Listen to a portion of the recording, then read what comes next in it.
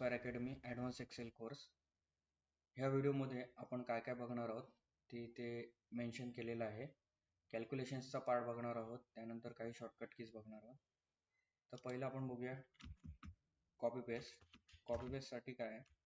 तर मला समजा आता हा डेटा आहे, हा कॉपी करायचा आहे. तर मी काय करणार, पहिले ह्या डेटावर अप एरो डाऊन एरो जे कीबोर्ड्सवर आहे त्याच्यापैकी येणार कंट्रोल C, त्यानंतर कंट्रोल V.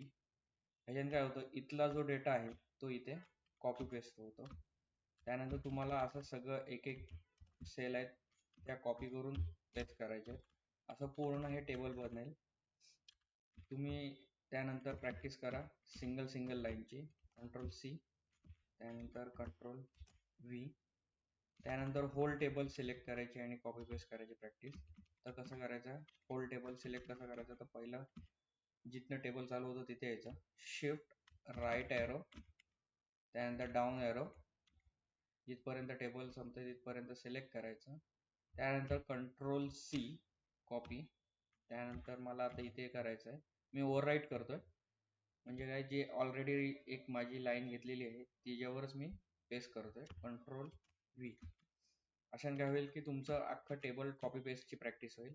आणि हेच जर क्विकमध्ये करायचं असेल तर काय करायचं, शिफ्ट कशासाठी, तर सिलेक्शनसाठी, कंट्रोल कशासाठी, तर जम्प करण्यासाठी. कारण का, आपल्याकडे ज्या वेळेला आपण जॉबला लागतो त्यावेळेला असं छोटं टेबल कधीच नसतं आपल्याला लागतं ते एकदम मोठं टेबल लागतं. मग ते कसं सिलेक्ट करायची त्याची ट्रिक आहे. Shift control right arrow down arrow, त्यानंतर जर समजा सिंगल मुवमेंट करायची असेल तर कंट्रोल सोडून द्यायचा. असं जर कधी तुमचं प्रॅक्टिस करताना असं होणार आहे 10.5 लाखापर्यंत येणार आहे, मग काय करायचं, शिफ्ट कंट्रोल अप एरोच करायचा, मग नंतर कंट्रोल आहे तो सोडून द्यायचा. मग हे असं पूर्ण सिलेक्ट होईल इथे जसं दाखवलंय तसं. त्यानंतर कॉपी आणि त्यानंतर इथे बाजूला येऊन मी पेस्ट करतो. हे काय झालं तर कॉपी पेस्ट. कट पेस्ट कसं करायचं, तर पहिलं सिलेक्शनसाठी काय, shift control right arrow, control X, आणि त्यानंतर राईट साईडला येऊन कंट्रोल V. तर ह्याच्याने काय होतं, तर डेटा आहे तो कट पेस्ट होतो. आता मला हा पूर्ण डेटा घ्यायचा आहे, त्यामुळे शिफ्ट कंट्रोल राईट एरो. आता बघा, शिफ्ट कंट्रोल राईट एरो केल्यावर काय होतंय, तर माझं डायरेक्ट XFD पर्यंत जातोय. तर मी काय करतोय, शिफ्ट आणि राईट एरो करत येतोय. मग त्याच्याने काय होतं, तर माझं एक स्पेसिफिक एरिया सिलेक्ट होतं. त्यानंतर कंट्रोल X कटसाठी, आणि मी इकडे येऊन पेस्ट केलं. ओके, तर हे काय झालं कट पेस्ट. तुम्हाला काय करायचं, एक एक लाईन पण करू शकता, एक एक कॉलम पण करू शकता. ह्याची चांगली प्रॅक्टिस करा. त्यानंतर जर समजा मला काहीतरी कॉपी पेस्ट किंवा कट पेस्ट करताना काहीतरी चुकलं, समजा मी इथे मुद्दामून चुकतो, हा मी कट केला आणि इकडे पेस्ट केला, पण मला होता तिथेच पाहिजे, तर मी काय करीन, परत कट पेस्ट करण्याच्या ऐवजी एक स्टेप बॅक करायचं असेल तर कंट्रोल Z, ह्याला काय म्हणतात अनडू. आणि जर परत तुम्हाला जर तिथे होता तिथेच पाहिजे असेल तर कंट्रोल Y करायचं. तर ह्याच्याने काय होतं, तर रिडू होतो. लक्षात आलं, कंट्रोल Z केलं मी, आणि रिडू साठी control Y. Okay, control Z. त्यानंतर मला काय करायचं आहे, तर इथे टोटल मारायचे. इथे दिसते. आता पहिलं आहे ना, सगळ्यात अगोदर डेटा समजून घेणं खूप गरजेचं असतं. तर आता इथे बघा टोटल 10 बिल आहेत आणि आपल्याला काय करायचे, तर ह्यांची प्राइसची टोटल मारायची. मग टोटल मारण्यासाठी फॉर्म्युला असतो एक्सेल मध्ये, इज इक्वल टू सम. बरीच जण काय करतात, तर टाइम कन्झ्युमिंग टास्क करतात, इथे क्लिक करतात, त्यानंतर फॉर्म्युल्यामध्ये जातात, इथे ऑटो सम मध्ये करतात. पण ह्याच्यात काय होतं, तर तुमचा माऊसवर हात जातो आणि एवढा वेळ नसतो ज्या वेळेला आपण जॉबला लागतो, तिथे क्विक असतं. तर त्यासाठी फॉर्म्युला दाखवतो मी तुम्हाला, इज इक्वल टू सम. सुरुवातीला कशी प्रॅक्टिस करायची, is equal to sum tab type करायचं आणि त्यानंतर अप एरो करत करत यायचं, फर्स्ट बिल टू 10वं बिल. लक्षात येतं, आणि मग एंटर. मग इथे काय झालं, तर माझी टोटल मिळाली. परत दाखवतो कसं करायचं, is equal to sum tab, त्यानंतर up arrow, shift right arrow, shift down arrow, then enter. तसंच मला आता डिस्काउंट कॉलम आहे त्याची टोटल मारायची आहे. तर मी काय करणार, is equal to sum tab, त्यानंतर मी काय करणार परत पहिल्या बिलावर येणार, त्यानंतर शिफ्ट राईट, शिफ्ट आणि डाऊन एरो, ह्याची चांगली प्रॅक्टिस करा. असे प्रत्येक टोटलची इथे जे आहेत ऑर्डर क्वांटिटी प्राइस वगैरे ह्यांची टोटल मारा, म्हणजे काय होईल समची प्रॅक्टिस होईल. आणि त्यानंतर तुम्हाला जी प्रॅक्टिस करायची ती म्हणजे जे जम कीज आहेत त्याची is equal to sum tab, त्यानंतर कंट्रोल अप एरो करायचं, म्हणजे काय होईल तुम्ही डायरेक्ट टॉपला जाल. म्हणजे काय तर परत दाखवतो इथे is equal to sum tab control up arrow, त्यानंतर shift control down arrow, enter. कळलं? म्हणजे जरी समजा इथे आपल्याकडे आता हे समोर डेटा दिसतोय तो 10 लाईनीचा आहे, ज्यावेळेला आपण जॉब मध्ये जातो त्यावेळेला थाउजंड्स ऑफ लाईन्स असतात, त्यावेळेला तुम्हाला ह्याचा उपयोग होईल. परत दाखवतो इथे is equal to sum tab control up arrow, shift कशासाठी तर सिलेक्शन, कंट्रोल जम्प करण्यासाठी, आणि down arrow, then enter. Okay, आता इथे मी काय केलं तर सम केली. आता इथे काय करायचंय तर आपल्याला प्राइस आणि डिस्काउंट, आणि इथे काय विचारलंय तर बिल आफ्टर डिस्काउंट. आता हे कसं कॅल्क्युलेट करायचं तर प्राइस मायनस डिस्काउंट. आता बरीच जण काय करतात तर इज इक्वल टू 25,000 मायनस कीबोर्डच्या जे न्यूमरिकल जो आहे कीबोर्ड तिथे बघा सिम्बॉल्स असतात मायनसचे, मायनसचा आहे, प्लसचा आहे, स्टार साठी म्हणजे सॉरी मल्टिप्लिकेशन साठी स्टार आहे, डिवाइड साठी स्लॅश आहे.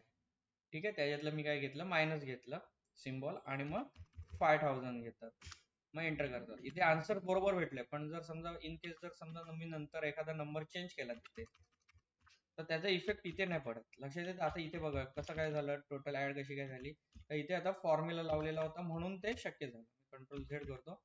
आता आपल्याला काय करायचंय, इथे ज्या वेळेला आपण टोटल मारू किंवा जे काही कॅल्क्युलेशन करू ते सेल ऍड्रेस थ्रू करायचे. ते कसं करायचं तर is equal to left arrow, price वर गेल्यावर मायनसचं सिम्बॉल द्यायचं, त्यानंतर डिस्काउंट वर यायचं, परत left arrow, then enter. Okay, असं तुम्हाला काय करायचंय तर प्राइस मायनस डिस्काउंट अशी पहिली ह्याची मॅन्युअलची प्रॅक्टिस करायची आहे. मग नंतरचा टास्क काय आहे तर एकदा तुम्हाला जर समजा हा फॉर्म्युला लावला, हा फॉर्म्युला काय करायचा तर आपल्याला कॉपी पेस्ट करायचा आहे.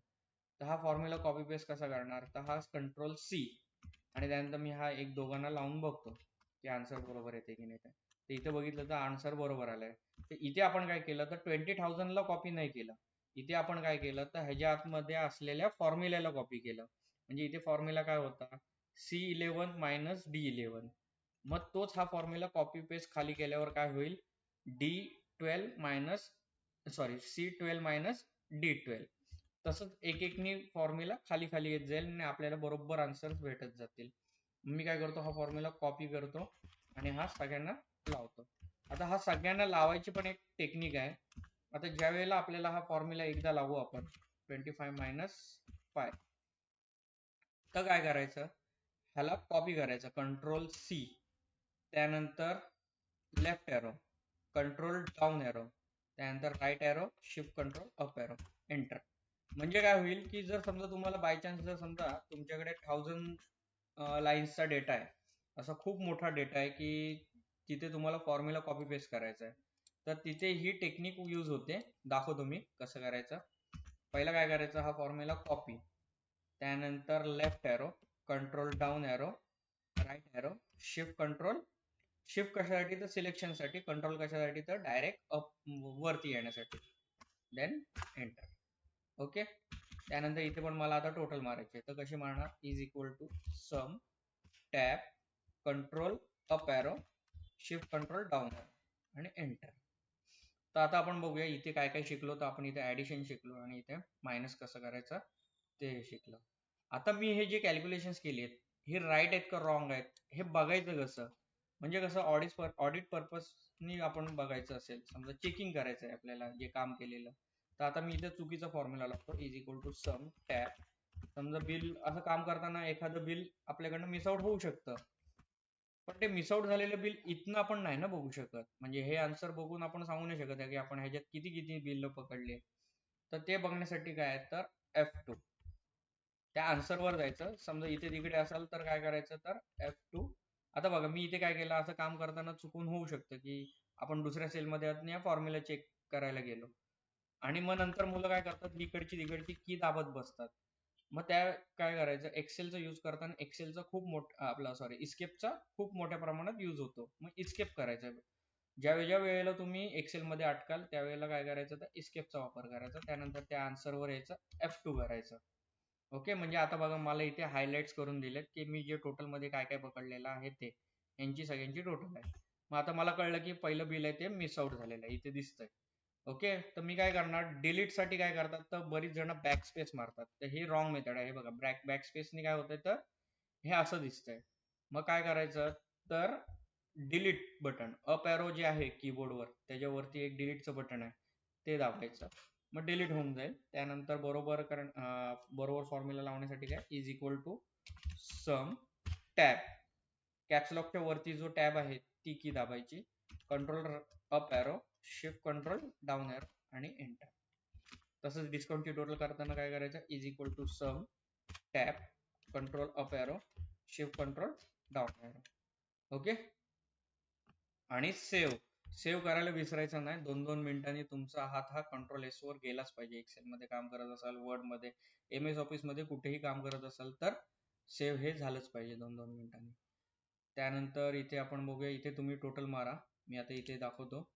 इथे बघा काय दिलेलं आहे, ऑर्डर क्वांटिटी दिली आहे आणि प्राइस पर क्वांटिटी विचारलेली आहे. प्राइस पर क्वांटिटी दिलेली आहे आणि इथे बिलिंग अमाऊंट. म्हणजे आपण 500 रुपयाच्या अशा 5 गोष्टी घेतल्या तर बिलिंग अमाऊंट किती होईल. तर इथे मी कसं करणार, सुरुवात कशाने होणार, तर is equal to 5 into price, म्हणजे क्वांटिटी इंटू प्राइस आला. आता तुम्हाला काय करायचंय, तर इंडिव्हिज्युअल एकेकाची प्रॅक्टिस करत करत करत खालीपर्यंत यायचं आहे. सुरुवातीला कॉपी पेस्ट कोणीच करू नका. नंतर मी काय करणार आहे, हा formula copy, left arrow, control down arrow, right arrow, shift control up arrow, enter. Okay, इथे मग नंतर मी काय करतो, तर टोटल मारतो.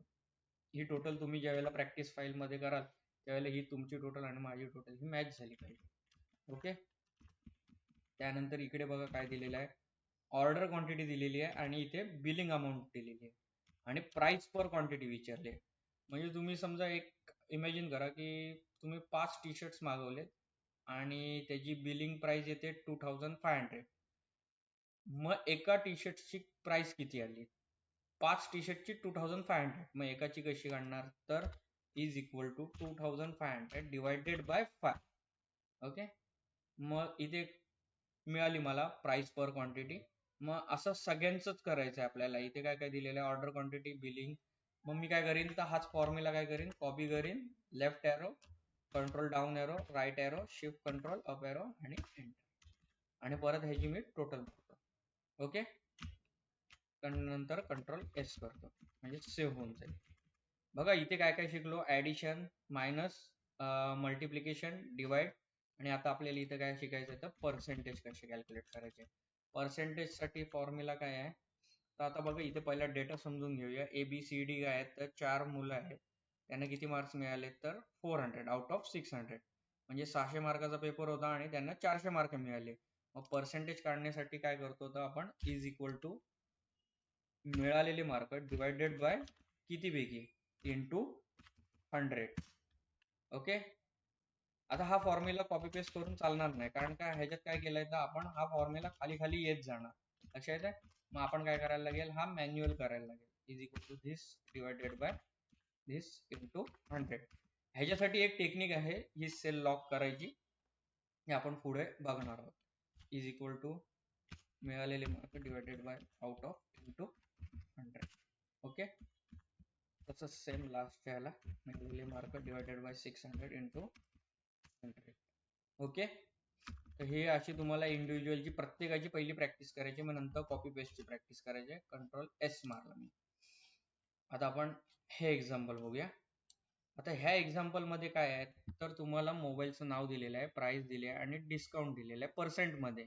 आता इथे पर्सेंटेज कॅल्क्युलेट करायची होती. आता तुम्हाला पर्सेंटेज दिलं असेल तर डिस्काउंटेड प्राइस कशी काढायची, फायनल बिल कसं काढायचं, हे इन जनरल आपण प्रत्येक शॉप मध्ये बघतो की कुठचे सण वगैरे आले की 12% डिस्काउंट, 50% डिस्काउंट, 30% डिस्काउंट.